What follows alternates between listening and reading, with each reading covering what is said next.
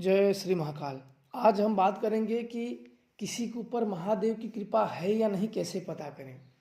ये बहुत बड़ी विषय है और चीज़ भी है और आप लोगों को भी जानना चाहिए कि महादेव के ऊपर आप लोगों की कृपा है कि नहीं। क्योंकि जब शक्तियों की कृपा होती है तो कुछ ऐसे संकेत मिलने लगते हैं, कुछ ऐसे घटित होने लगते हैं कि जो बहुत सुंदर होता है और बहुत अच्छा होता है।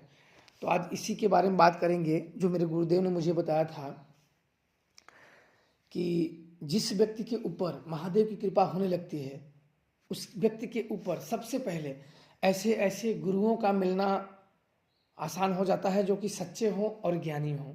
ऐसे गुरु उसके जीवन में सर्वप्रथम मिलने लगते हैं जो उसे ज्ञान की बातें और ज्ञान का मार्ग दिखाएं।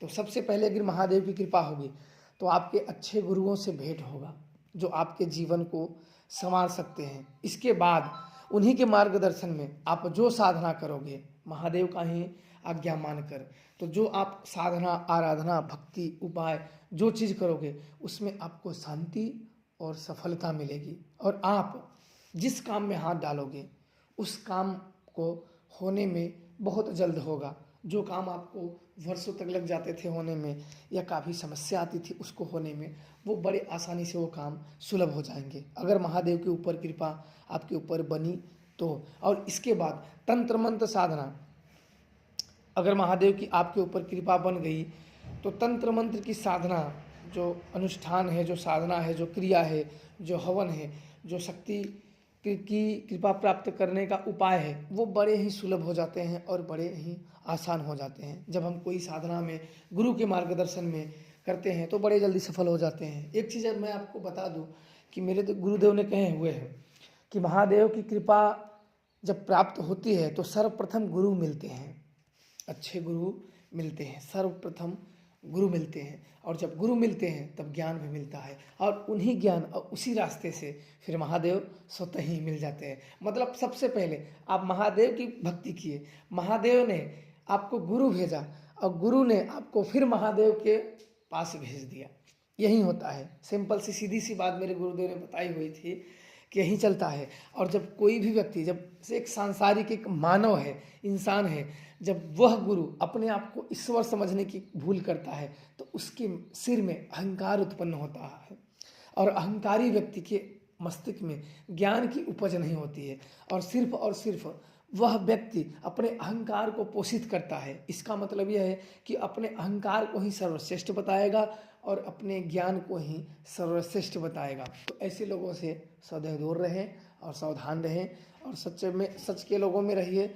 और महादेव की कृपा अगर प्राप्त करनी है तो ऐसे गुरु के मार्गदर्शन में रहिए जो गुरु आपको ज्ञान दे और उनका रास्ता बताए। पर ऐसे लोगों के मार्ग में ना रहिए जो आपको अपने तरीके से उसमें धक्का दे और आप सदैव सदैव के लिए नीचे चले जाओ। तो गुरु का मिलना यानी महादेव का मिलना, और गुरु जब मिल जाते हैं तो महादेव मिल ही जाएंगे। तो इसलिए आप सोच समझ के इस तंत्र साधनाओं में चयन करें क्योंकि यही चयन आपका भविष्य का निर्धारण करेगा। और जब शुरुआत ही, जब प्रारंभ ही चयन गलत हो तो भविष्य ही गलत ही बनता है। तो इसलिए भविष्य आपके हाथ में है और अपने हिसाब से ही उसका चयन करना चाहिए। भक्ति भाव, भक्ति के लिए सर्वप्रथम होता है भाव, और जो भाव अपने मन से ही उत्पन्न होते हैं। तो इसलिए आप लोग भूत पिशाच जिन्नों की साधनाओं में बिल्कुल ना पड़िए, उस महाशक्ति की साधना करिए जो इस संसार में रहते हुए भी सुरक्षा प्रदान करे और इस संसार से जाते हुए भी तार दे। तो ऐसी शक्तियों की शरण लीजिए और वैसी शक्तियों की अनुकंपा और साधना और आराधना करिए। किसी की बहकावे में आके जिन्न, भूत, प्रेत, बैताल, पिशाच या निम्न कोटि की योनियों की साधना मत करिए।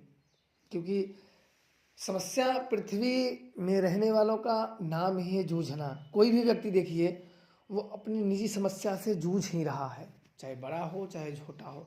हर व्यक्ति के जीवन में एक समस्या है, वो समस्या बनी रहती है। ऐसा नहीं कि आपके जीवन में नहीं है या बड़े व्यक्ति के जीवन में नहीं, समस्या है। पर कोई व्यक्ति एक छोटी सी चीज़ में भूत प्रेत चुड़ैलों के चक्कर में आके अपनी समस्याओं का निपटारा कर सकता है। आप स्वयं जिंदे पिशाच हो, आप स्वयं ही समस्याओं का निपटारा कर सकते हो। तो इसलिए आप इतने अधीन या इतने कमज़ोर मत बन जाओ कि आपको जिन्न भूत प्रेत पिशाचों का या दुष्ट शक्तियों का सहारा लेना पड़े।